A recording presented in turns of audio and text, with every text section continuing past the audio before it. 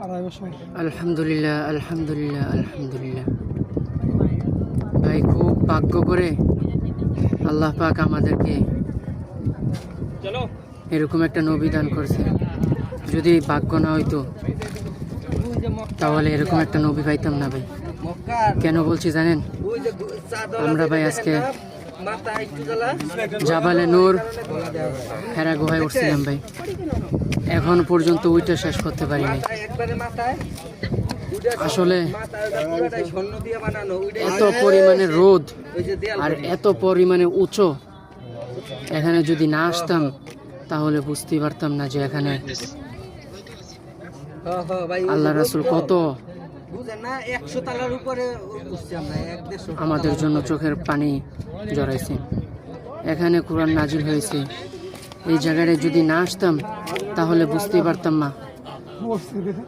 আম্মা জান আয়েশা রাদিয়াল্লাহু তাআলা আনহা এখানে রাসূল সাল্লাল্লাহু আলাইহি ওয়াসাল্লামের জন্য খাবার নিয়ে আসতেন।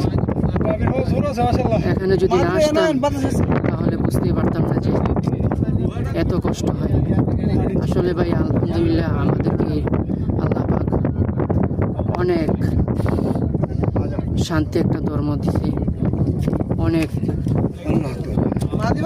দুনিয়ার মধ্যে আখিরাতের মধ্যে শ্রেষ্ঠ নবী হিসেবে আমাদেরকে হযরত মুহাম্মদ সাল্লাল্লাহু আলাইহি ওয়াসাল্লামকে প্রেরণ করেছেন ভাই। আসলে দেখেন ভাই, পিছনের দৃশ্যটা দেখেন।